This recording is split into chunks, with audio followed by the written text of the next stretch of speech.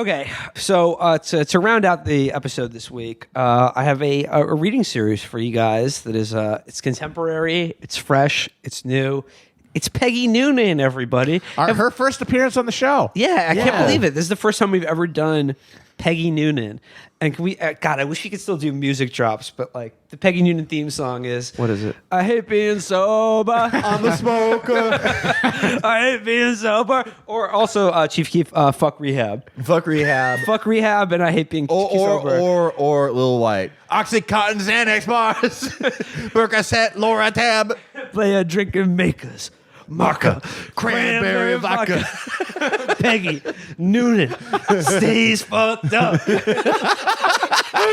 Percocet, Xanax, Adomian, Peggy. This is Peggy Noonan writing her column. In Peggy Noonan, current and recent MSNBC contributor, and Pulitzer Prize winner. Pulitzer Prize winner, Peggy 2017. Noonan, which I like. You know, Her Pulitzer Prize is very similar to Henry Kissinger's Nobel Peace Prize. In just a crime. this is a great one. The headline says it all. This is like this headline sums up Peggy Noonan's entire career. The headline of this op-ed piece in the Wall Street Journal by Peggy Noonan is, "Under anesthesia, everything was beautiful." Fucking A. The subhead is, "My American dream made me feel proud. Like there's hope for our political class." I'm just imagining Dennis Hopper in Blue Velvet. America's beautiful, mommy. Daddy wants to vote. Daddy wants to vote. All right. Or So, it's like the end of Brazil. She's strapped to the table and they're drilling a hole in her head. Yeah. all right. Ronnie. All right. The first paragraph. You've got the touch. You've got the power. Okay, so this is Peggy Noonan. Here we go. Here she goes. Manu Noonan. Get it? Here she goes. I saw this. The exhausted woman on the shelter cot was surrounded by stressed children when Melania came over, bent down and asked, "How are you doing?" Is that a good Melania? That's perfect. Yeah, it is. How are you doing? The woman said, "Well, hurricane." What the You know, hurricane. Well, hurricane. This is like You know, this is like in hurricane. the room when Lisa's mom is like, and my cancer's back. Well, hurricane. She realized who she was talking to and got flustered. "Those are nice shoes," she said. They were flat ankle boots, the kind you wear on the street or the park. Guest reporting by Chris Saliza. Only of the finest leather. The finest leather. The bubbles. Oh, the finest leather. There's a leather in France. Okay, thank you, said Melania. She saw the woman's soggy sneakers. "What size do you wear?" she asked. "Oh, 9, said the woman. "They got bigger with the kids." What? Your feet get bigger Yeah, when they you're do get pregnant. bigger. That's not a thing. Yeah, it is. Yeah, it All right, is. fine. Delete that then. My feet are the same size, Well, you've never been pregnant, Matt. says you. Empreg Grisman. Shout out to my friend Callie, who is wants to will Chapo Empreg art into the world. This is not insane. What is actually? This just reminded me. Peggy. This is a digression. It's Peggy Hill. This is a Peggy Noonan digression. This is another quote from Peggy Noonan about the first time she saw Ronald Reagan, and it goes like this: "I first saw President Reagan as a foot.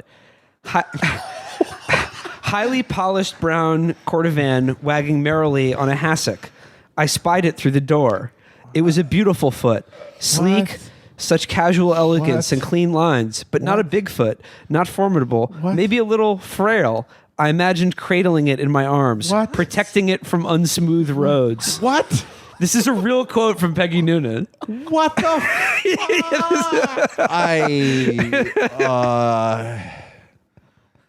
Yeah. Wow. God. I am speechless. Okay, let's go on. So this is back to Peggy's fantasy. Melania took off her boots protector. and put them on the Ooh, woman's yeah. feet. Okay, say it slower. Melania took off her boots Oh. and put them on the woman's Yes. feet. She did this in a way that was turned away from the press so they wouldn't see. The woman's daughter said, "Mommy, they're nice." Melania took from her bag a pair of white sneakers, put them on, and said, Oh, good. These are so comfortable. They talked some more, and Melania left. And the mother looked to her kids and said softly, "These are the first lady's shoes." Donald was with an old. Donald was. All with right, so just a second. I'm assuming that that whole thing is because she saw the picture of her in the stilettos and got mad. Yeah, like probably. every moron. Yeah. We must protect Well, Melania. this is the most Protestant thing. It's not even like faith over She's actions not, dude. anymore. She's It's just Catholic as hell. Things I imagine you doing. She's Catholic as hell, though. The American Catholics are Protestants. Dude. I don't fucking give a shit, dude. That's kind of true, actually. It Yeah, is true. I'm right. Again, Yeah, no, it's true. They got absorbed into the Borg when they came over here. Their That's fucking right. potato boats. Scots Irish psychos. Read Born Fightin' by Jim Webb. Back to the fantasy. Oops, there goes gravity. Okay, Donald was with an old woman in a wheelchair. She was spunky and funny, and he loved her. She gestured toward his head and said, "It looks nice today." What? He said, "I'm having a good hair day." "Why do you do that?" she asked. "Well, it's a habit," he said. "When I was young, I had this thick brown hair that went down my brow like a swoop, and I looked like a Kennedy, and it was beautiful. Then it started to get thin and gray, and it made me feel old, and old is weak." "Not for me, honey," she said. "Does it take a long time to do?" "About 20 minutes. After the shower, I comb, blow dry, tease it a little, finish the blow dry, then a lot of spray." "Why don't you not do that?" "It's kind of my brand." "You got a new brand," she said. "You're president. Be normal." He paused and said, "I was actually thinking of that." All right, so we now can confirm that she's criticizing them for what they didn't do. Yeah. This is her dream of what So America... she was mad about the pumps. I was right. Oh, okay. Matt is exonerated. No, this is... Yeah, Peggy's beautiful dream continues. She told him that she used to be a hairdresser.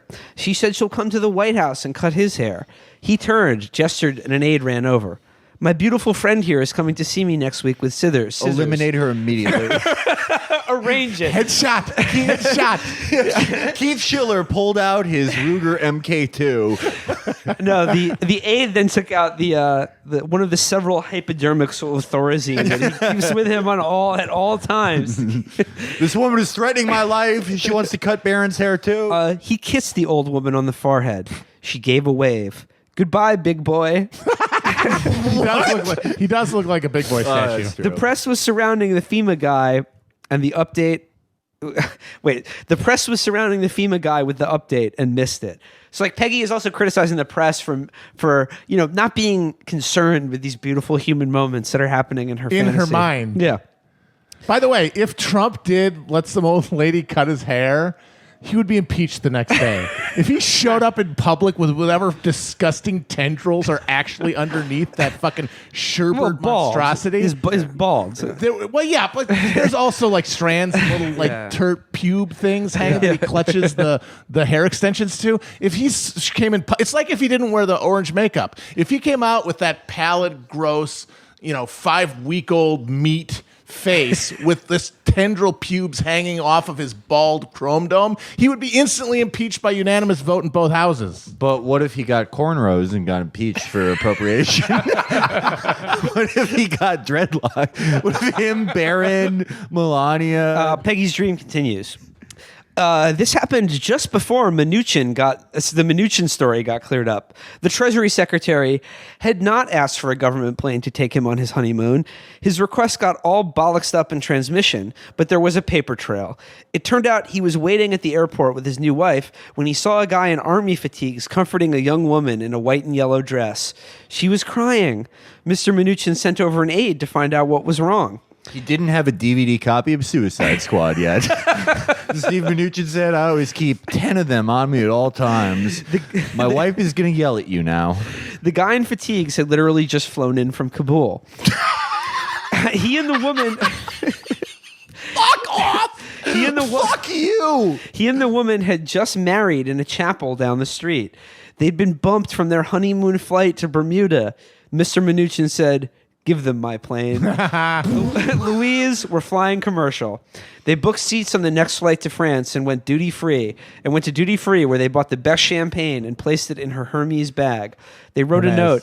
Every soldier on leave deserves a honeymoon. Every bride deserves champagne. And they all deserve mortgages at my company. This is insane. This is like Nick talked about it earlier this week with the Brooks and Dunn song "God's Busy." It's just all these weird vignettes, and Brooks and Dunn go, "Well, God's busy. God must be busy." It's just like, I don't know.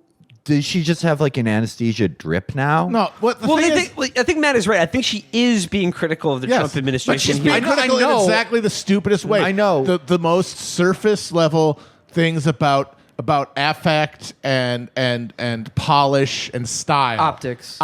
But even that, it's like she's under the influence of the dental drugs, okay? You can't. This is dream logic. This is a Gilliam film. But someone edited this. Someone like read this and was like, "This I don't is think good." that these people I don't think Peggy Noonan gets edited at that level. yeah, like her you're and right. Friedman, Her they and don't David Brooks certainly doesn't get edited. They do not get edited. I'm sure she gets slightly edited, but as far as the concept this springs from, she hands this in last minute. They can't do a whole lot by the time they've got it. They're like, well, I guess we're running the Dennis Hopper column. The shit that she wrote on the smock that she had at the dentist's office and just handed it to some poor copy editor. So she goes, every soldier on leave deserves a honeymoon. Every bride deserves champagne.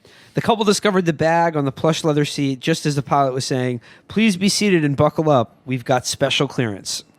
So now she goes on from Donald Trump, and she goes, also at this time, Hillary Clinton's book came out, and it was transcendent.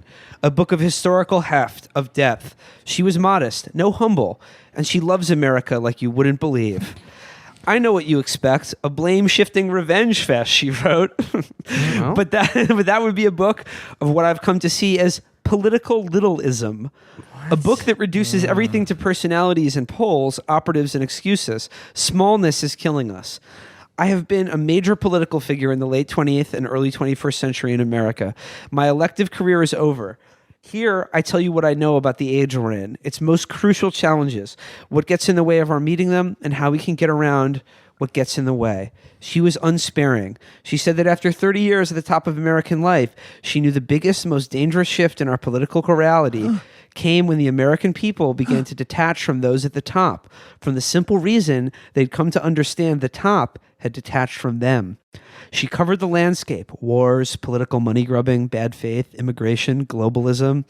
Those at the top, she wrote, proceeded as if they were unconcerned with what was being asked of the middle and the bottom. Unlike Ronald Reagan. My candidacy got caught in the crossfire, understandably because I had long been at the top and many saw me as oblivious. Cynics expected she would blame her 2016 loss on the fact that she is a woman. America is a sexist, misogynistic, in its dumb way. Cannot imagine a woman as president. To be candid, she wrote, I had that in my first draft. Sheer honesty left her reckoning with Angela Merkel of Germany, democratically elected and seen since the Obama era as the true leader of the West. I had to wrestle, too, with the groundbreaking leadership of Golda Meir and Margaret Thatcher, of Indira Gandhi and Cory Aquino.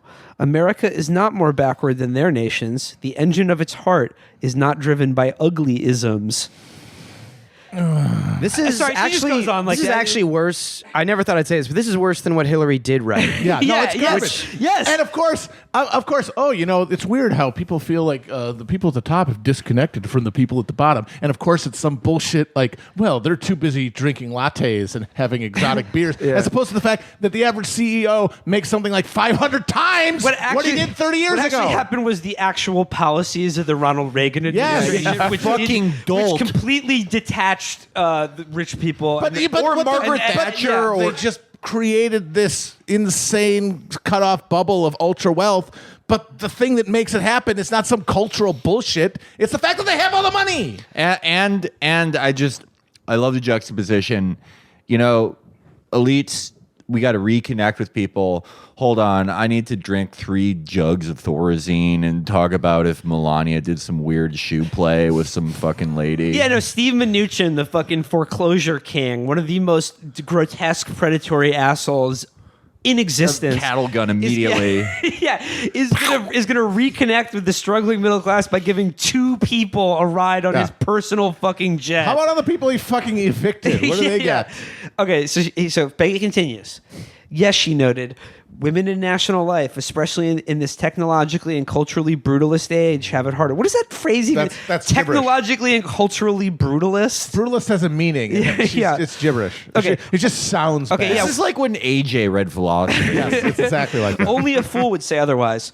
But she wondered if there wasn't something deeper. Part of the challenge is that voters expect not less from women, but more. They have higher expectations because deep down, they think more of women. It's a compliment, though a difficult one. Golda is the toughest, Indira the most ruthless, Thatcher the most unwavering. Okay. They elect a woman when Those they all mean can- the same thing. Benazir, this explodes the most easiest. combustible. they elect a woman. That's really bad. They elect a You woman. can cut that, I understand. No, keep it. They elect a woman when they can tell she's better than the guys. And not enough saw me as better than the guys. They saw me as one of the guys. Is this still Hillary or Yeah, just this is still Peggy? Hillary. They saw me as the star of the 80s classic comedy, just one of the guys. I may not be at a pizza place, but there are a guy and a girl and me. Hillary's also an anesthesia. That would explain the 2006 campaign. If she was on anesthesia. She goes, she didn't blame sexism for her loss. She said because she didn't want to demoralize girls or discourage women. And she didn't want to scapegoat boys and men. They have no cultural champion now. No one's officially on their side. They're culturally out of Excuse me, Floyd style. Mayweather. but they, Floyd Mayweather, Max Hardcore, James Dean, Chris Kyle, Dennis Rader, Mr. Softy, Papa John. Papa John. On the book tour, she let everyone into her appearances free. America saw her anew. People listened. She was redeemed and appreciated. It made me feel proud, like there's hope for our political class. This is what I saw this week. I should note, this part is true, that I saw much of it while anesthetized for a major surgical procedure. What was the surgical procedure? A fucking lobotomy? For an hour afterward, even knowing it was either a fantasy or a dream, I felt so hopeful, cheerful, proud. I give it to you. Sincerely, Alma Garrett. It's Blitz. One pill makes you smaller, the other makes you school charter. I don't think there's a whole lot left to say. Yeah. That's astounding. Yeah. How So are we not Peggy talking said about it all. Peggy more? Bad. Holy shit. Peggy said it all, baby. We need to talk about Peggy more often. Molly. Peggy. Cassette. Molly. Peggy. Mask Peggy. on, fuck it, mask off. I really do think that we Okay. have Yeah. enough. Okay, yeah. All right. So, Okay, so speaking of someone who she doesn't, I don't think she's ever written a column about UFOs, but she definitely probably believes in them. She has communicated with and How can angels. you not at this point? Yeah. I mean, both. I was talking about Matt before this. I don't know if we've ever done her for a reading series. We have. Peggy Noonan. Yeah, we did her like in the first like 100 eps. Oh, okay, so this is a way callback. Peggy Noonan is a reading series I have for you guys today. Peggy, yeah, she was like the proto Meghan McArdle. So paying tribute to the original just an infuriating toffee head. Pudding Head. Yeah. This is her column in the Wall Street Journal, "The Missing Order in American Politics." Subhead: I grow wistful as I watch congressional chaos while reading Kissinger's forthcoming oral history. That's just a book about all the women he's pleasured. You put two fingers in and above the G spot and create triple digit orgasms. No shit, Harry Paul. My neck fold, my back crack, lick my intervention, and my back. Have you ever seen a German boy dance like this, Lou Holtz? So this is Peggy Noonan writing in the Wall Street Journal. I am watching Washington and thinking this: We have reached a new crisis point in Donald Trump versus the Democrats. They are speaking of contempt citations, subpoenas, executive privilege, hearings. It's a daily barrage. The Democrats are inching closer to impeachment, at least rhetorically, perhaps actually. We'll see how Speaker Nancy Pelosi can dance right up to the edge to appease some in her caucus and not over it. But there is such a thing as context, as the Democrats seem to be ignoring. This is a country divided. I want to raise one objection. The Daily Barrage is my incredibly shitty online satire magazine that has articles you can read, such as Fox News issues correction for telling the truth. So that's strike one. Daily against Peggy. barrage. It sounds violent, or at least rough. Well, it's a barrage of laughs. It would also make you think. Laugh barrage. Oh, that makes you think? Yeah. There's really good Because shit. so much stuff. Because so many people. On the left are afraid of thought. Yeah, no, we have really good shit in there. Like, there's an article about a congressman getting impeached for passing a damn bill for once. Daily Barrage is fucking good ass shit. We have $100 billion in angel investment from China. So Peggy says the context that Democrats are ignoring is that the country's divided, unlike at previous points in American history. So she says, here's the sleight of hand. She goes, almost half the country is for Mr. Trump, truly, madly, deeply. That's not true. That's not true at all. It's literally not true. It's like Fucking God. At most 30% of the country. Well, they all do that though. They always take polls of voters and say this is the entire population every time Right. because they're the only ones who matter. All polls should take into account the 120 million people who no longer believe in the process. Yeah. Or they should be like, if an election, like if more people in America don't vote than vote in a presidential election, like there should be no president for 4 years. Some countries have that. You have to have 50%.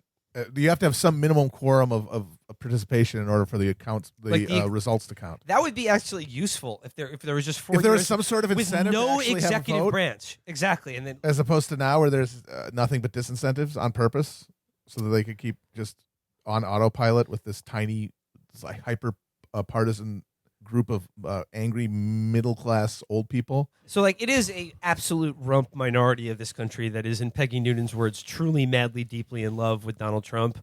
And then she also says half is against him, unequivocally, unchangeably. There is no resolving this. Or rather, to the extent it can be resolved, it will be resolved at the ballot box. The presidential election is 18 months from now on November 3rd, 2020. I'd like to think that that's not actually the election date, and she's trying to suppress Democratic voter turnout. But this is the pages of the Wall Street Journal. So, thanks for reminding us on election day, is Peggy. She says, until then, people are where they are and hold the views they hold, and don't push them too hard. Again, who are you talking to? Don't here? push me. Who are you? I'm close to the edge. That sounds like something that could be a warning for a ride at Disneyland. People are people. Don't push anyone too hard. Keep your hands inside the ride. Peggy Noonan, she's at a turnstile show in the pit. It's like I like to have a good time, but don't fucking push me. I'm the queen of this pit. Democrats unveil charges and accusations. The president is a liar. He's a tax dodger, an obstructor of justice. But in a way, Mr. Trump's supporters accounted for all this before they elected him. They are not shocked. They didn't hire him to be a good man. Their politics are post-heroic. They sometimes tell reporters he's a man of high character, but mostly to drive the reporters crazy. I think actually, Peggy is actually right. She's actually not wrong that's all about correct. that. I think that's all correct. I think there's a certain element of trolling the media when they try to ask these sort of They don't give a shit about any of these things. about how could a Christian vote for a man who's because politics have been set up and the media had been monitoring and trying to explain politics along the lines of, well, these voters, these conservative voters, have XYZ values that they hold very deeply, and now they're finding out, we're full of shit the whole time, and they just can't process it. and he says, You believe that shit, you fucking dumbass? well, she says, on the other hand, they sincerely believe he has high political character in that he pursues the issues he campaigned on. Again, that's true to the extent that he is filling the judiciary with the Mothman prophecy, just all Mothmen in the federal judiciary, and made the tax cut. But he campaigned on a ton of shit that he's immediately forgotten about. Well, yeah, and he has, but the thing is that they don't really care about any of that stuff. No. They care about the stuff that he has been talking about, which is immigration and owning libs and shit like that. So he goes, supporters give him high marks for not looking down on them, as they believe most members of the media who are always trying to understand them do. Which, again, I think that's true, but, like, nobody looks down on his voters more than Donald Trump Of course, himself, but personally. they love being spit on. They're little piglets. They love it. They love that he has contempt for them because they think they deserve it from him. What they don't like about these media elites looking down on them is they think you don't deserve to look down on me, you fucking needle nose. Trump, on the other hand, wide dick Donald, he absolutely should be looking down upon all of us on his golden fucking throne and pissing into our mouths. I can make you laugh. I can make you laugh as I really put you down. Yeah, he's like Don Rickles. They love it. Well, there he says, If he personally insulted every person in the front row at a Trump rally, they would all love it. I would love. He should do a Rickles show. He should do a Rickles show. Sit down. He should do a Wally George show. Yeah, just go to town on him. They love it. their attitude is, don't try to understand me like you're the anthropologist and we're the savages. I'm an American. What are you? They factor the cultural animosity in. When they jeer the Is press, that a real quote, or she made that up as an example quote? I think it's an a made-up example. quote, yeah, it's like she's ventriloquizing their point of view. which is, of course, rich coming from her. Yeah. I mean. When they jeer the press during rallies at the president's direction, they don't really mean it. Okay. And when they post Facebook screeds that is just copy and pasted from the Day of the Rope from the Turner Diaries, Yeah. they're trolling. They Yeah. don't really mean it. They're just having fun. Well, as Peggy's next sentence is, they're having fun and talking back. It's like, James, like at a comedy club when people talk back to the comedian that they're having fun. They're getting in on the act. Yeah. It's heckling. That's part of the process. They're having fun. They'd be happy if their kids became reporters, an affluent profession, and half of them are famous. I dispute that. I don't think they want their kids to become Jim Acosta or Anderson Cooper. I mean, if the alternative is like Carney, then maybe yes. Carney makes. Like Basement Gamer. I mean, I'd probably have them be Jim Acosta than that. I don't know. I mean, like after the water wars, you'd much rather be a Carney than Jim Acosta. Carneys at least have talents. The president doesn't really hate the press either. He wants their love and admiration. You don't need the admiration of people you truly disdain. Trump supporters are now looking around and thinking, things are looking up. The economy is gangbusters. Everyone can get a job. Good people are on the courts. I always, when she writes things, or if I see her on TV, it always sounds to me like Peggy Noonan is at her vacation home, looking out over like a long expanse where there's water at the edge of it, and from that vantage point is talking about the country. Yeah, I mean, how many of these? It's not just Noonan, but like really most of them are just like them imagining what people would say. Yeah, well, This that's is such dog shit, that's man. the entireness of being Just a columnist. Is just fucking- making up a point of view and ascribing it to millions of people. Just fucking get rid of opinion columns. Which is what we do, honestly, too, so put it YOLO. like rerun like an old comic strip from the 50s where there are no jokes and it's just about like a guy doing his job, like Jim Thorpe or something. Like, fuck this shit. This shit fucking sucks. It is the most fucking useless likes sort of this? thing because even if it's true or not, how are you ever gonna fucking know? There's no way to test any of this shit. Like she's just fucking riffing. Matt, everyone can get a job now. Yeah. Well, I mean, she's saying that like these people are saying it, but also like who gives a shit? The only people that should have opinion columns are like interesting freaks. It should be like Bob Avakian, David Dees, Martin Noakes, Steven Seagal. Steven Seagal. Like it should just all be people who are completely insane. Like Soulja Boy should be an opinion columnist, and she should write articles that are like, yeah, Drake, Rihanna, they all rip me off. Like it's more valuable than this fucking dog shit. It's like she's just like the most well-known one, but everyone does it. The fucking food guy from the New York Times, Bruni, Thomas Friedman, Paul Krugman for that. Like literally, this is all this fucking genre of writing is. It's fucking pointless. It's just. I mean, shit. it's pointless in a lot of ways. Not only is there no real informational value to it because it's just one person's gut feeling from their fucking mansion, but also no one fucking reads it anyway, except for this small group of people, just mostly like us, to get mad at it. Yeah, pretty much. Pretty much. Like, we're the rubes. We're the ones who are like, "Ooh, fuck you, Undertaker." This is as stupid as pro wrestling. But no one, like, Peggy Noonan's. As stupid as pro wrestling. I'm sorry, sir. You think it's stupid to go up against a major combat force like Yokozuna with the power of sumo wrestling behind them, the training. What if like Brett Stevens just killed his family with a Bowflex? people were like, "What the fuck?" And then it turns out like all these columnists are just like doing HGH and steroids. And they just still look like shit, but like they're just all on Anavar cycles, and they're like, "Why?" It's just exactly like pro wrestling. Well, if the country enters the kayfabe of my world, which is what will happen when I'm elected president, you'll start seeing that. That's like, that was the only way the opinion comes to get better. If you just, they're like, yeah, you can make like $250,000 a year, but you have to just abuse steroids constantly, and you have to take bumps. You have to go when you go on real time. You have to get hit with a chair. It's like you will not live to see 60. That is a deal that you're making by being a columnist. This is just the last thing I want to read from the Peggy Noonan piece. This is the analogy she reaches for to talk about politically divided America. We are like Chang and Ang, the 19th century Siamese twin brothers who worked for P.T. Barnum. They could not be separated. Yeah. Can I say, this is another thing, a pause, another thing I hate about opinion columnists. Whatever goddamn coffee book they're reading that month ends up in their column. Yeah. As we all know from the P.T. Barnum book that I've been reading. We are, America is like that elephant that Thomas Edison electrocuted. R.I.P. Topsy. Truly, we are Tesla. The smoke is coming out of all of our giant ears. Is not direct current still dominating our politics to this day? He goes, they could not be separated and went through their long lives together, married to different women, living in different houses. And The then she women says, were also twins, by the way. a few days a week in this one, a few in the other. It wasn't easy for them to walk through life together, but they did. We have to, too. And then she just goes, now I wish to switch subjects, don't you? And she spends the rest of the top column talking about Henry Kissinger and his new book, Kissinger on Kissinger. I swear to God I didn't make that up. I would I'm love. going to switch subjects? Yeah. That's unacceptable.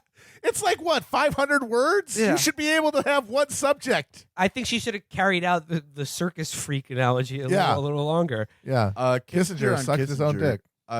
Yeah, he fucks his own looper. Awesome. Kissinger on Kissinger. Yes, I was able to get down low enough that I could lick my own Metternich. Metternich? Yeah. Very good. Remember the Very story good. Jacob Bacharach told us? The person he fucked in a hot air balloon Yes, dressed as a well, lobster dressed was as a him. lobster, yeah. A younger version of him from the end. Was the Backtimers? Backtimers. Yeah. Backtimers. The Kissinger ultimatum. There's all kinds of sequels and prequels. Yeah. The sequel comes out first. Dads and grads, sequels and prequels. She says America is like Chang and Ang. I think America is more like Beverly and Elliot Mantel, the twins from the film Dead Ringers. Sorry, little deep cut. That one's for me and me only. I think they're more like the Collier brothers. Yes. Just a couple of maniacs in a mansion eventually going to get crushed to death by a pile of newspaper. Well, there was a fire that got them, and that fire, global warming. Boom. The clutter, carbon in our atmosphere. Boom. Got it. Mic Yo, drop. The Collier brothers got pussy. Who's the bluegrass band brothers? The Coldplay with banjos, as Kyle Kinane put it. What's that band called? Oh, Mumford and Mumford and Sons? Sons. Mumford and We're Sons. Mumford and Sons. Our body politic clearly is closer to Mumford and In all Sons than seriousness, it is to the Allman I Brothers. really think the most accurate thing is that we are Ray Milland and Rosie Greer from The Thing with Two Heads. That's who we are. Well, for the reading series for today, let's talk about The Office. Let's talk about The Office, the TV show. Let's talk about The Office as a kind of fading relic of a dying culture in America, office culture. I bring this up because I don't know if you saw this earlier this week. One of my favorite authors, Malcolm Gladwell, he recently came out and said that work from home is essentially killing American society, and it's reducing your life to kind of like meaninglessness, and you don't feel part of a team anymore. You don't feel like you're contributing to anything anymore, which I can imagine sort of like going to an office, like if feeling a part of something, feeling like you're working for other people, I think is important in some way to having a meaningful life. Most office jobs, even if you're in an office, certainly don't feel that way. And if Malcolm Gladwell had a 2-hour commute to work, to and from work every day, I don't think he'd be I don't think he'd be thinking about this. And also, was it Chewy Dog also pointed out he was the one defending Jeffrey Toobin for jacking off on a Zoom call. So, I mean, he's like, please, jack off in the office bathroom. That's what they're there for. I feel like we never got to the bottom of that fully. Like, did he think the call had ended? I think he did. That's No, what I think he was said just anyway. bored. That's interesting. See, I think Do you think that's his? I think he had a billion tabs open, and one of them was the Zoom call, and like David Remnick was droning on, and the other one was like, like Brazzers. There's chocolate and strawberry. Yeah.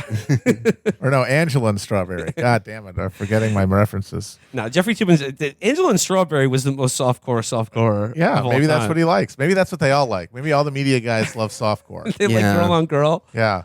I like Shannon Tweed scenes with soft saxophone. Red Shoe in the background. Diaries. Yes. Yeah, he had Red Shoe Diaries open. But Malcolm Gladwell, he's kind of boring. Don't really care about him. However, Peggy Noonan, my girl, came through with a Wall Street Journal opinion piece about headline: "The lonely office is bad for America.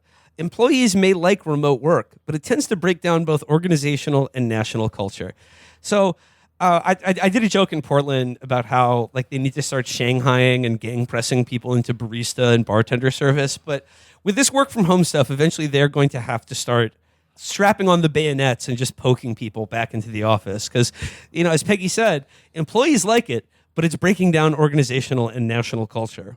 So, and also, Can't have that. and also leading all these commercial leases to just be like, Well, see, sitting that's there, the yeah. thing. That's the actual thing that's Yeah. undergirding all of this is that America at the end of the day is a real estate scam, and a big part of that is office retail, downtown space, and the economies that are created by it, and that's what generates the value of the residential properties around that, and you can't remove that Jenga piece without the whole thing falling over.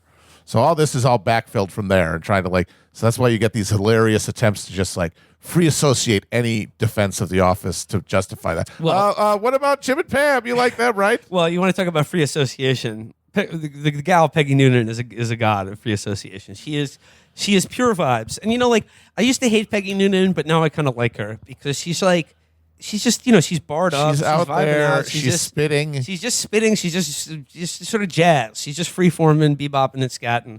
So I kind of like Percocet Peggy. So the Peggy's article begins: "Where are we in the office wars? I think there's an armistice between the return to the office side and the work from home forces. Perhaps hostilities will resume in the fall. Bosses are hoping the old reality will snap back as the drama of 2020 through 2022 recedes, that people will start to feel they need to come back or can be made to. The work from home people are dug in, believing they're on the winning side, that the transformation of work in America, which had been going remote for years, was simply sped up and finalized by the pandemic. In this tight job market, they have the upper hand. Employers are fighting for talent. Fire me, I'll get a better job tomorrow, and you'll get 50 hours with HR onboarding my replacement. The balance of power will change if the slowing economy leads to layoffs and hiring freezes." Fingers crossed. If that happens. Fingers crossed. If that happens. Oh, gee, I wonder if they're going to make that happen or not. Yeah, no, it's like, one say you could say the two sides of this fight are not work from home people or work from the office people. It's employees and employers. Right, yeah. I wonder who's going to get the upper hand. She says the benefits of working from home are obvious: freedom, no commute. It's easier to be there for family, the dog, the dentist appointment. Less time wasted in goofy office-wide meetings. I wonder if there is another aspect, that office life was demystified by what began in the years before the pandemic. The rise of HR complaints and accusations of bullying, bad language, and sexual misconduct. Add arguments over masks and vaccines, and maybe office life came to be seen less as a healthy culture you could be part of, and more like a battlefield you wanted to avoid. Peggy Noonan believes that the fin to cycle office culture of America was a place of great mystery. That there was a sort of a mystic tenor to it that was slowly desacralized over time. She said it was it became less of a healthy culture you could be a part of and more like a battlefield you wanted to avoid. I mean, if there's one thing the pandemic has permanently altered about American life is that nobody likes going to the office anymore. No one likes getting up on Monday and going to the office. Nobody wants to work anymore, folks. Arguments against working from home are largely intangible, and I focus on these. They are less personal, more national and societal. I don't want to see office life in America end. The decline in office life is going to have an impact on the general atmosphere of the country. There is something demoralizing about all the empty offices, something post-greatness about them. And almost all the almost empty buildings in downtowns, it feels too much like a metaphor for decline. My mind goes first to the young. Of course it does. Peggy is always has her fingers on the pulse of the youth. I don't know. Maybe the center, the center business districts of giant metropolises shutting down isn't really a metaphor for decline. Maybe it just is decline. Just like the actual thing itself. My mind goes first to the young. People starting out need offices to learn a profession, to make friends, meet colleagues, find romantic partners, and mates. The Me Too movement did a lot of damage mentoring. The Me Too movement did a lot of damage to mentoring. Senior employees no longer wanted to take the chance, but the end of office life would pretty much do away with it. I like that Me Too. Me Too did a lot of damage to the mentoring system in America. That ancient Greek tradition. Yeah, it was like Plato, except if instead of Aristotle or whatever, it was a hot young woman. Yeah, they're doing fraudage. Look, it's. I'm just putting my dick between your thighs. There's no penetration involved. It's fine. It's normal. There will be less knowledge of the workplace, of what's going on, of the sense that you're part of a burbling ecosystem. I love to be in a burbling ecosystem. I mean, I feel like Malcolm Gladwell, Peggy Noonan, like the only people who talk about office culture and being in the office like this are people who have the best jobs, right? And who barely go to an office. Yeah, they aren't part of any burbling system. Yeah, they show up once or twice a week.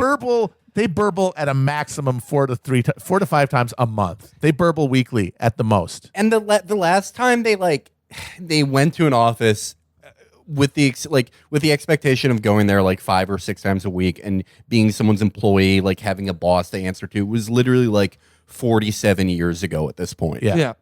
It may as well be a different country. Yeah, they're remembering their times at the office, but they're actually remembering episodes of the Mary Tyler Moore Show. Yeah. I remember the day that the clown died, and we all had to not laugh. It was really something.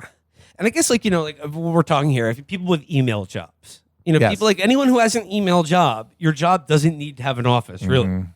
And I can understand there are benefits to going to the office. There are I'm not saying it's totally ridiculous, these kind of intangible things about being face to face, like we are right now. Over Zoom, sometimes a little something, a little je ne sais quoi is lost. But I think the benefits for a lot of people, for instance, not having a commute, being more productive, and being around your family, are very real. But again, this only applies to email jobs. And the thing that I always remembered about working in an office or any job with a real commute is that you go there and you're getting paid only for the hours you're in the office. That's what your salary is, not for the commute. So that when you leave at the end of the day, you're just thinking okay, I got to get home now, and that's another hour. And it's just this feeling of I will have, if I'm lucky, 2 hours to look at the good screen before I have to wake up and it just starts all over again. It's this feeling of your time is not your own. And if you're working at home, you could do work and home stuff at the same time, because the big joke about most office jobs is that there's a maximum of about 3 hours of work to do of a day. If you were insanely productive and drilled down and took 3 Adderall, you could do all your work and it would take probably 3 hours.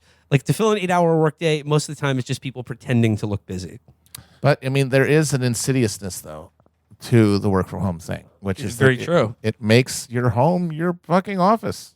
It makes it does demystify your home. That is actually a zone of mystery that has been demystified by the fact that now your entire work life is integrated into it. I do think though that this pretty broad push among employers and their mouthpieces to get people back into office certainly shows what capital thinks of the revolutionary potential and the organizing potential of email workers in an office environment. Yeah. Because you would think that they would welcome, oh yeah, everyone go to your homes. Perfect. You never see each other. You never talk to one another. This is ideal. You're never going to discuss salary in the break room and give me a Burble. They clearly have weighed the risks, and it's whatever we're costing, the sweet green down the road is worth more to the economy and to our numbers broadly than whether or not these people can get together and compare notes in their exploitation. Because at the end of the day, we don't think they're going to do anything about it. We think that they're going to be more comfortable, or they're going to be more grateful to have a job where they get to sit in an office and do emails than the alternative. And it's I can't blame anybody for assuming that. They're going to be burbling. They're going to burble. They're going to burble. What's the alternative to burbling? Just being like sort of like a still, like sort of like a brackish pond. Yeah. You know, there will, as Peggy says, there will be fewer deep friendships, antagonisms, real and daily relationships. Work will seem without depth, flat as a Zoom screen, less human. Without offices, you'll lose a place to escape from your home life. I mean, that is true, actually. Like, I mean, like the height of like American office culture, like Mad Men, like the office was just a place where you could cheat on your wife. Yeah, it was awesome. I think what she's doing is she's complaining about the real nature of work revealing itself over time. It's like, oh no, which is flat. The ritual fantasies that give this illusion of depth, illusion of friendship, illusion of life and texture that are actually just this hologram on top of a dreary process of labor exploitation. Oh no, all of the glamour is going away. What's going to be left? And I think that's what a lot of these people at the end of the day are freaking out about, is that a lot of the glamours, a lot of the ritualized veils and screens that have gotten between us and the real nature of our relationship to each other and to capital and technology are being torn up, and they don't like that. They do not want people to see beyond that curtain. Now, you could argue it doesn't matter. We're too gone to do anything with this knowledge, but these are people who have spent their entire life thinking that the shaping of common beliefs and the shaping of public opinion is a worthy and meaningful goal. And so they're going to keep trying to do it. They're going to keep trying to insist that you pay no attention to the man behind the curtain. My guess is the end of the office will lead to a decline in professionalism across the board. Oh, no, not professionalism. You learn things in the hall from the old veteran. You understand she's watching your progress. You want to come through with your excellence. With her down the hall, who will you be excellent for? She's talking about herself. Once again, yes. Like, who will be excellent for Peggy? All these people are describing growing up in office environments when there was the sky was the limit. Yeah. They all were last in offices when everyone in them believed in a ladder of success that they were all part of. When they were paying like a freelancer like $10,000 a word to like go see a movie or something. These people lived without any sense of constraint. An assumption that every step would be a step up. I love the idea. Nobody working in an office now has that. I love the idea of like Peggy's career is just at every point excellence was encouraged. Yeah, like absolutely. That's why we got her golden froze. When she was sorting Reagan's jelly beans for him or turning in columns. My favorite Peggy Noonan column of all time was about how Alien Gonzalez was aided by dolphins coming to Miami, which were angels. Yep, the angel dolphins. Alien Gonzalez was saved by angel dolphins. It would have been so much funnier if the feds had like gotten a dolphin in tactical gear to take him out of his mom's house, send him back to Cuba. Like, they just strap a carabiner on him, put him in the dolphin, just throw him in fucking Biscayne Bay. Just goes right back to Cuba, just dragging him the whole way. Dolphin giveth, the dolphin taketh away. Day of the dolphin. Yep. Peggy continues. There will likely in each company and organization be a decline in a sense of mission. Oh, no. A diluting of company spirit looks to me inevitable. Again, all of this is a consequence of the lack of any belief in a project. No, why are you going to believe in a company that is just shrinking down your life every day? Spirit, mission. They come from people and are established and imparted through being together, sharing a particular space, talking to each other spontaneously and privately, encouraging and correcting. Well, I mean, I know she's going to get into television in this column, but like, let's talk about the decline in office culture and sort of esprit de corps and camaraderie and professionalism. There's no more water cooler shows on TV. It's true. Streaming has done away with that. Once Gambo was over, no one's talking about the show come Monday. Everybody watches. Everyone's watching their own discrete little like and their own timetables, so no one has one collective experience. Gambo is the last one. No. It's like exactly. Everyone comes to office on the Monday, and they were either watching male-centered lean-in shows or female-centered kind of lean-back shows. Yeah. And now they're all watching different bullshit at a different time. And then they go online to try to find people who are watching it at the same time and talk to them instead. At some point in the 20th century, America invented big-scale office life. We were the envy of the world for it. Really, were we? Like the guys in Spain who worked like 2 hours a week and shit. Yeah, they were just were they envious of American office culture? Yeah. Yeah. Some guy who's like literally, he's floating in a giant tub of paella. on his 4-hour office break from his job. Yeah. I mean, Like, again, if only I could be talking to Roger in accounts receivable.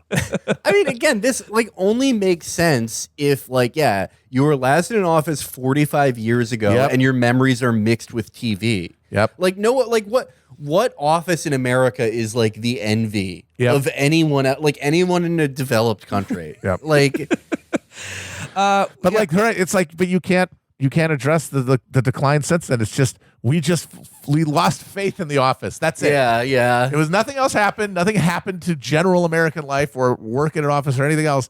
We just lost our faith in the office as a concept Yeah, the office because of the avocado toast. It says, we were the envy of the world for it. Without it, there will be less bubbling creativity. Wait a minute. So we got bubbling creativity and burbling ecosystem? ecosystems. Yeah. Jesus Christ. Once again, what is this, an aquarium? She is talking about her brain. She is rolling face right now. I think she is all three weird sisters from Macbeth. She's talking about the fucking bubbling boil. Yeah, no, she's just like, without it, there won't be any burbling ecosystems. No bubbling. There won't be any bubbling creativity. No toil, and there won't no be trouble. that one really good like office couch that you just rub your hand in and put your face on and you're like melt into it. It says here, yes, less of the chance of meeting in the hall and the offhand comment that results in brains sparking off brains. I love to get brains. I love to get a brain to spark When off did another she brain. ever experience that? Like, What, just talking to this- fucking Richard Cohen in the halls Yeah. of the fucking Washington Post or something? Yeah, just like in 1993, like talking to some other fucking crackhead, being like, "Oh, we should call this the lunchbox election." What are you talking about, lady? If I had run into Steve at the water cooler, I wouldn't have been able to put out this column about how airports aren't nice anymore. The fucking crackhead. Like the implicit thing here is that her work is like it's just like a supernova of creativity over all these years. All this shit that's like, you know, Democrats have they have a handshake gap. This stupid bullshit. That is exactly a Peggy Noonan column. I guarantee you she has written a column like that. But it never would have happened if it wasn't those just minds just smashing off each other like the Large Hadron Collider. Yep. Just minds colliding at sublight speed and creating new particles of my God. mind pills. I should count the different yard signs there are for the election coming up and decide who's going to win based on that. I think I need like a deficit of human contact and like I would need to be in solitary confinement doing Xanax to match your output Yeah, that's amazing. to like write that bullshit. Yeah. Companies may seem more communal in a way. Zoom screens aren't explicitly hierarchical, but there will be less clarity and less leadership. Jamie Dimon of JP Morgan Chase, who has said he wants people back in the office and experienced pushback for it, just stated in his annual report that people with ambition cannot lead from behind a desk or in front of a screen. It is possible working at home is Don't changing. they have desks at the office though? Well, even you can't you can't be behind the desk all day. Sometimes you have to be in playing grab ass in the hallways, and talking about Gambo. or Seems The though Bachelor. that honestly though, if you can't lead from behind a desk, it seems like it's a bad idea to have desks in the office at all. Well, they're Like, going to get that's- rid of those. Yeah, believe you me, got to Matt. get rid of them. Standing only. It's just like no more even open space office. It'll just be like one big factory floor with nothing in it, and you Got just have it. to like sort of be on your phone. No, that's into that's Slack. too Yeah. grim. They got to do a fake thing to make it seem whimsical. Ball pit. Ball pit. Just a giant ball pit. You sit among the balls, and then like if you need to look at a paper or write on your laptop, it's balanced on top of the balls. It is possible working at home is changing the nature of professional ambition. A piece last month in the Journal by the a piece last month in Munch. A piece last month in the Journal by Callum Borchers Okay. cited Johnson & Johnson CEO, cited Jonathan Johnson, CEO of Overstock.com. To foster a sense of togetherness and shared mission, he invited everyone on staff to join him for lunch every Tuesday at the company's Midvale, Utah headquarters. In 8 months, a total of 10 people attended. Most of the time, I eat my peanut butter sandwich alone, Mr. Johnson told Mr. Borchers. When I was 25, if I had a chance to eat my sandwich with the CEO, I'd have been there. This motherfucker is eating a peanut butter sandwich every day. What are you? He's a Warren What are you? Buffett sicko. Oh, he's a Warren Buffett guy. Yeah, the sickest of the sickos. Yeah. Oh. But again, when you were 25, if like your drunk as shit boss like takes a shine to you, like if you laughed at his Polak joke, he's like, "Hey, you want to be in charge of the new Asian division?" Yeah. And then that happens. What is going to happen from this conversation? You're going to give him some fucking homespun bullshit from Dale Carnegie or something you read in like 7 Habits of Highly Effective People, and then forget his name the minute he leaves? It's also like, presumably the company you were working at was like out on the up and up. This is Overstock.com. This is like a company that's been in a death spiral for 15 years. This is a company that's only been kept alive by like low interest rates.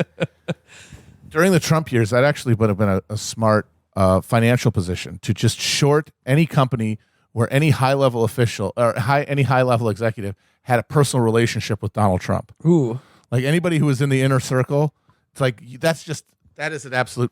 It's a time bomb. Like My Pillow, done for. All right, here's the home stretch here. We're pro-ambition in this space. What? Wait a minute. What space? in the Her burble, mind in the, palace? in the burbling space. In the mind palace that we're trapped in? Peggy's burbling brain. We're basically in the cell. She's Vincent D'Onofrio, and we're trapped in her burbling ecosystem.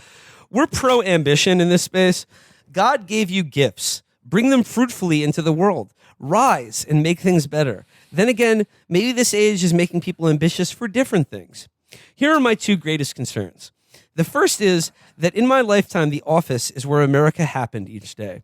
That's why many of our most popular TV programs There were we about come. The This Office. is the good shit. From the Mary Tyler Moore Show, through Mad Men, from ER, through 30 Rock, and Parks and Recreation. Okay, ER wasn't really an office. It was a hospital. Yeah. I mean, I guess that's like it's a professional workplace setting, but you're not doing emails unless you're an administrator. No, and the doctors on ER were saving lives. If ER is an office show, then so is Law and Order. It just doesn't work. From ER through 30 Rock and Parks and Recreations. You can name others. Even MASH was a show about the workplace. No, a workplace. Again, not a war. Not an office. A fucking construction site is a workplace. It's not an office. And of course, The Office. Without Dunder Mifflin, how would Jim and Pam have met? How could the utterly ridiculous Michael Scott have entered your sympathies without seeing him every day and knowing him? She just thinks TV is real. Yeah. She thinks we brought these people are tulpas that we brought to mind psychically and gave horrible life to, and then we are now invested in. And if we stop going to the office, they'll disappear like Tinkerbell. God, this is the kind of mind content you can only get by sparking off other minds in the office. The primary location of daily integration in America, the coming together of all ages, religions, ethnicities, and political tendencies, all colors, classes, and condition, has been, during the past century, The Office. No, it hasn't. That's wild. No, that's a wild thing to say. Completely horseshit. It's another one of those deals where it's insanely wrong, but when you consider the audience, the assumed audience for her content, then it's basically correct. Like that is the center of the gravity of American life as these people understand it. It's where you learn to negotiate relationships with people very different from you. Where you Not discover that different. You're all in an office. You're all wearing suits and ties. You've all gone through the same general rituals of social values and behaviors and expectations. I mean, like you do. I mean, it's true. It's a homogenizing space. Working any job or working an office job is about negotiating a relationship with someone very different from you, i.e. someone who owns the company or makes a lot more money than you do. Right. You negotiate your relationship with them every day based on how much they're willing to give you for giving most of the time that you're awake in this life that you have, making money for them. But what about Michael Scott? Well, I mean, he started out as sort of a buffoon and kind of an evil, malevolent force, but then he melted all our hearts. God, the arc of that show is so hilarious. The way that they go, hey, the joke of this show is that Michael is awful and crosses boundaries, and it's a nightmare to be around him. And then by the end of it, it's like, you know what? He really was the best boss in the world. The show literally got Stockholm syndrome. I would say that the Office is not the primary location of daily integration in America. It's the primary location of chosen family in America. It's true, and That is true. and Friendsgivings. She should have talked about Friendsgivings. I bet they've taken a hit now. It's where you learn to negotiate relationships with people very different from you. I mean, what was the huge diversity in the Wall Street Journal opinion page? They're not that different. Yeah. You discern all this in the joke, the aside, the shared confidence, the rolled eyes. And with all this variety, you manage to come together in a shared formal mission. Get that account. sell that property, get the story, process those claims. I mean, like again, You like can if you feel the heroism work, just zigging through your fucking veins. At the prospect. if you work for like a major newspaper, right? Like, you know, there's like that All the President's Men thing. You can have, there is this like, you know, like there's a glamorous notion and a cultural cachet to working in certain office fields, but I cannot processing those claims. Process the claims. I seized the fire of Hephaestus. Daily life in America happened in the office. If it doesn't, where will America happen? Well, on the internet, Peggy. Exactly. The On the internet. The answer is the metaverse. We all know Yes. that now. We all know what's happening, but you're too fucking old to get the hint. And this, here's your second biggest concern. My second worry. The end of the office will contribute to polarization. Oh, no, we can't have That's any the more of worst that. thing happening to America right now. We sure do got a lot of Receding that. from office life will become another way of self-segregating. People will be exposed to less, and in their downtime, will burrow down into their sites, their groups, their online angers. Definitely not happening now. Not like every interaction with somebody from your out group now is just further motivation to become more fucking sectarian and hostile. I suppose what I fear is a more disembodied nation. You can see it on the TV news. Again, she's just watching TV again. Watching television. The empty, echoing set where there used to be people at desks in the background running around. You see it in big offices when you go to see an accountant or a travel agent. There is no there. Travel agent. Who's gone to see a travel agent in the last 30 years? Travel agent. God, Throwing that in there at the end. That's genius. this is like when Mr. Burns is checking in on his investments in Siam. Amalgamated stats. Am I too late for the 4:30 auto gyro to Prussia? Oh, God, that's so good. Disembodied isn't good. Oh, See, Peggy, she really likes body hot. She likes body feeling. She doesn't like She's all disassociating. indica. She's all about when the she's in an indica. empty office on Xanax and ketamine, she starts disassociating. yeah, no good. But if she's got a good body high, she's in a meeting, Yep. Jeffrey Tubin's jacking off, they're getting a cuddle puddle started. Dude, that's connection. Yeah. That's burbling. She's- That's bodies end spaces. Yeah, she's going to take a trip down to her local office park so she can pick up a big block of ice to drag back to her house. Disembodied isn't good. This fall and winter, I hope we see the buildings full and the people going in and out. It's just like Richard Scarry's busy town. She just wants to sit on one of, you know, those like carpets that they have for kids that like are like a bird's eye view of a town. She wants to sit on that, but Yep. it's Washington D.C. and imagine people going in Yep, and she out of wants little to see buildings. a little worm riding an apple. I want the center of our cities to hum and thrum again. They're burbling, buzzing, thrumming, humming humming. and thrumming. She wants a great vibrating metropolis. She's like Walt Clyde Frazier. She's like, downtown Manhattan is humming and thrumming again after stumbling and bumbling through COVID.